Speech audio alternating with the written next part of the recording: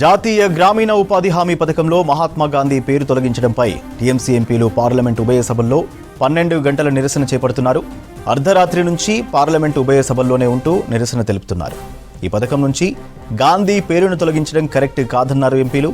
వెంటనే కేంద్ర ప్రభుత్వం పునరాలోచించాలన్నారు. లేదంటే తమ నిరసనను మరింత ఉధృతం చేస్తామని హెచ్చరించారు టీఎంసీ ఎంపీలు. గురువారం మహాత్మా గాంధీ జాతీయ గ్రామీణ ఉపాధి హామీ పథకాన్ని రద్దు చేసి దాని స్థానంలో వీబీజీ రామ్జీ బిల్లుకు లోక్సభ ఆమోదం తెలిపింది. ఈ బిల్లుపై చర్చ సందర్భంగా విపక్షాలు పెద్ద ఎత్తున నిరసన వ్యక్తం చేశాయి. వారి ఆందోళన నడుమ స్పీకర్ ఓటింగ్ నిర్వహించగా బిల్లుకు ఆమోదం లభించింది. ఈ సమయంలో విపక్ష ఎంపీలు వెల్లోకి వచ్చి నిరసన చేపట్టారు.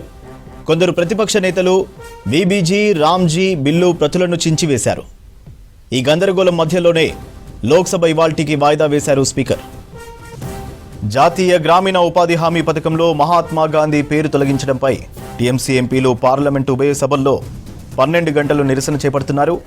అర్ధరాత్రి నుంచి పార్లమెంటు ఉభయ సభల్లోనే ఉంటూ నిరసన తెలుపుతున్నారు. ఈ పథకం నుంచి గాంధీ పేరును తొలగించడం కరెక్ట్ కాదన్నారు ఎంపీలు. వెంటనే కేంద్ర ప్రభుత్వం పునరాలోచించాలన్నారు. లేదంటే తమ నిరసనను మరింత ఉధృతం చేస్తామని హెచ్చరించారు టీఎంసీ ఎంపీలు. గురువారం మహాత్మా గాంధీ జాతీయ గ్రామీణ ఉపాధి హామీ పథకాన్ని రద్దు చేసి దాని స్థానంలో వీబీజీ రామ్జీ బిల్లుకు లోక్సభ ఆమోదం తెలిపింది. ఈ బిల్లుపై చర్చ సందర్భంగా విపక్షాలు పెద్ద ఎత్తున నిరసన వ్యక్తం చేశాయి.